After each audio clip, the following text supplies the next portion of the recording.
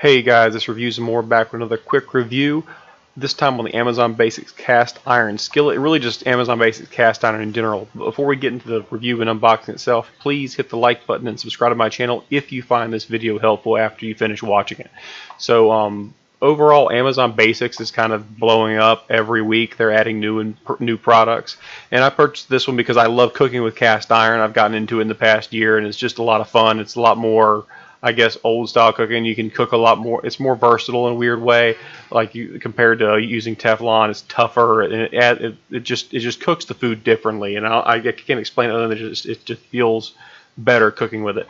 But I saw this product on there, and the first thing I thought when I purchased it was, okay, I'm going to try this thing out, and it's going to be some really cheaply made, unmarked hunk of cast iron that I'll use, but it's not going to be anything special. It won't be expensive, probably low quality. And I was actually pleasantly surprised by it, not so much because of the quality. The quality seems pretty standard for the price point, which on this little griddle was $13, so very low in price. But the fact that I was expecting a just flat bottom, boring cast iron thing, no marks, basically like as if we're unbranded, but nope, right there it's got Amazon Basics imprinted on the bottom. And the first thing I thought of when I saw this was, wow, they went the extra mile with it. It's not the smoothest cast iron, but the fact they put Amazon Basics on the bottom of this pan means that in 100 years you're going to see Amazon Basics pans in thrift stores and in estate sales all over the country, simply because they put this out there. And I just find that it just kind of floors me. So after Amazon maybe isn't a thing, or possibly when Amazon takes over the entire planet and owns our souls and everything we buy and sell, there will still be cast iron Amazon Basics pans that are marked on the bottom, which I find hilarious. But the pan itself, pretty good. Not stellar, not amazing. I would say it's the Lodge. They still make a better pan, the brand Lodge, and you'll see it. Me pull up a Lodge cast iron pan in just a moment. They're a little more high quality, but they're also a good bit more expensive. So you're talking about a griddle from the Lodge probably going to cost you upwards of $20. It's going to cost $13 shipped. So I mean, that's what you're talking about. You'll also notice that this kind of has one of the main problems that a lot of new cast iron companies and pans have, and that is that they are not terribly smooth. If you were to go back 50 years and get a piece of cast iron, that cast iron brand new probably won't be seasoned, but it will be very smooth. These pans are pre-seasoned, but I don't really like pre-seasoning. It's not the highest quality stuff.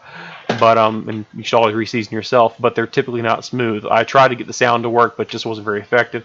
If you like were to take a penny and like wipe it up against or just rub it against like an old piece of cast iron, or even some Lodge cast iron, it would sound very smooth. It wouldn't sound like it's hitting anything. But when you use these newer cast iron pans, they don't go through that manufacturing process where they just add in that extra step of buffing out and smoothing out the cast iron. It's very rough.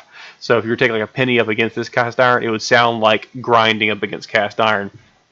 That doesn't mean the pan's bad. It just means it's going to take a lot of cooking and seasoning with it to get that polymerized layer of oil on there that's going to basically smooth out the edges. I've got cast iron that cost $10 at a secondhand store that was rough as all get out, and after about a month of steady use, it's smooth. It's perfectly fine. So if you're buying this pan, understand it will take some time to cook with it to make it feel perfect and right for you. I seasoned mine right out of the thing. I got the heat up going, throw some Crisco on, got the heat up, got it smoking, threw it in the oven, and let it kind of just re-season on its own. But seasoning happens every time you cook with it. So overall, I like this pan. I use it for grilled cheese, sometimes for eggs, mostly for grilled cheese because my 5-year-old loves. He's like, I want grilled cheese. I'm like, oh, I got the perfect thing for you, buddy. And I start making grilled cheese.